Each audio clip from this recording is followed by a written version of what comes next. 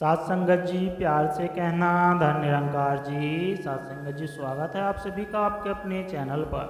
साथ संगत जी, आप जी के चरणों में आज के आध्यात्मिक सत्संग विचार, बहुत ही सुंदर विचार, आशा है प्रवान करें और ध्यान से सुने।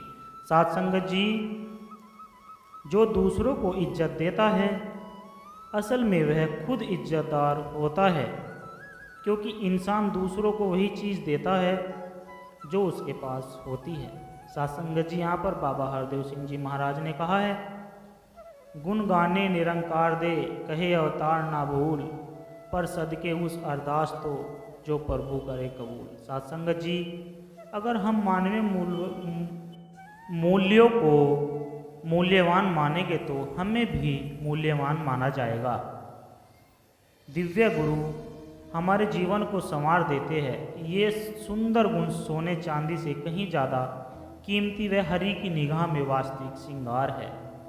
साथ संगत जी, सत्संग सुनने के बाद हम अपने जीवन की सभी परेशानियों को कुछ पल के लिए भूल जाते हैं और अपने सद्गुरु को बड़ी शिद्दत से याद करते हैं और उनके वचनों को सुनते हैं। जब आंखें बंद होती है तो आँखों को सतगुरु जी की छावनी दिखाई देती है और आंखें खोले तो साथ संगत जी प्रकट हो जाते हैं, मतलब डबल दर्शन। और पूरा दिन एक अजीब सी सकारात्मक और पूरे दिन मन प्रसन्न रहता है।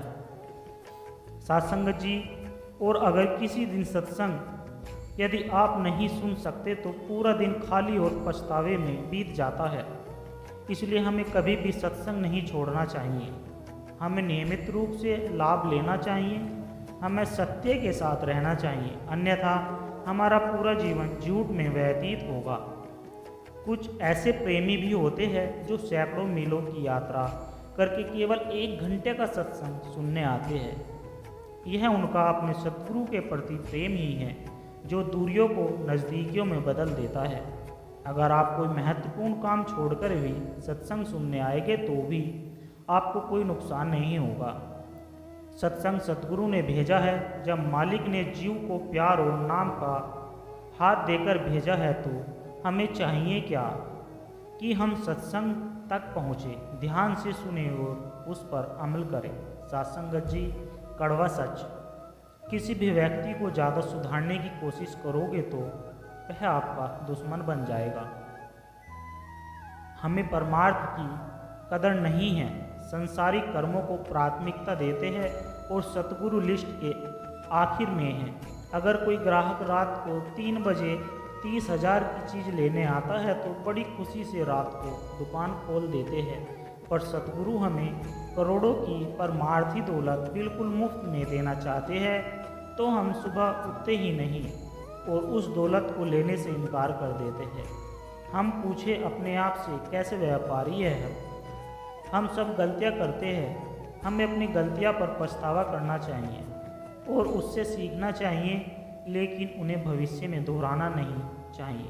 सत्संग जी, इंसान बहुत स्वार्थी होता है, बिना मतलब के कोई भी काम नहीं करना चाहता, चाहे वो भगवान का नाम ही क्यों न हो।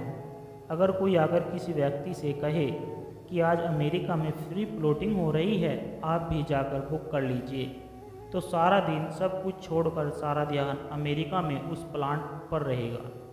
लेकिन मालिक ने कहा है कि भाई भजन कीर्तन करके सचखंड में प्लांट मिलेगा, फिर उस ओर ध्यान नहीं जाता, क्योंकि मनुष्य सचखंड का नहीं अमेरिका का अस्तित्व देखता है। जिस दिन सतलोक का अस्तित्व दिखाई देगा, ध्यान स्वयं और भक्ति की ओर ही जाना शुरू हो जाएगा। हमेशा याद रखें कि मौत आ रही है और हमें अपनी हर सांस की कीमत चुकानी पड़ेगी। अगर लक्ष्य सही हो तो थोड़ी भी मेहनत व्यर्थ नहीं जाती। प्रतिदिन भजन पाठ करें। सत्संगत जी, केवल मौसम के अनुसार बोए गए बीज से ही हमें फसल प्राप्त हो सकती है। जो बेमौसम का बीज होता है वह चाहे जितनी मर्जी मेहनत कर ले, उसे कभी भी फल प्राप्त नहीं हो सकता। इसी तरह कलयुग में केवल नाम की भक्ति ही फलीभूत होती है।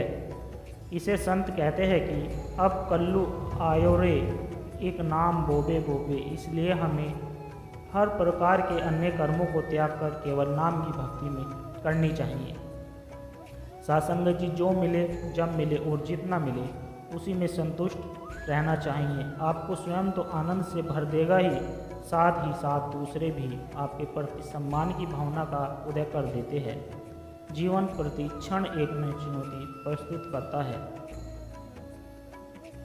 सासंगत जी, आज के प्रेरक प्रश्न, कल की चिंता। सासंगत जी,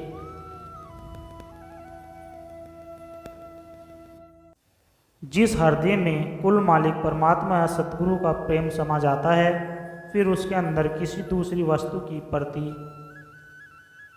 कोई स्थान नहीं बचता। इसलिए जब हृदय में नाम के चंदन का वृक्ष लगा दे तो कोई न कोई बहाना बनाकर उसका स्पर्श प्राप्त करने का प्रयत्न करते रहो, अर्थात समय निकालकर नाम की कमाई करते रहो।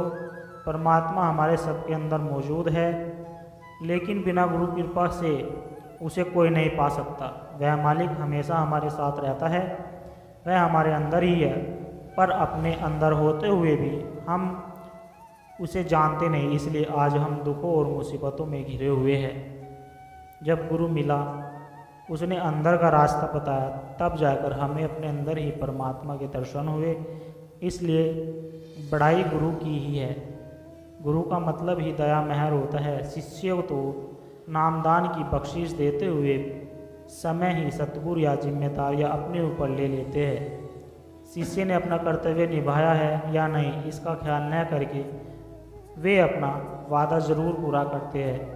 इस पर तभी विश्वास होता है जब मनुष्य अपने अंदर जाकर सतगुरु की कार्य प्रणाली देख ले। साथ संगत जी, प्यार से कहना, धन निरंकार जी।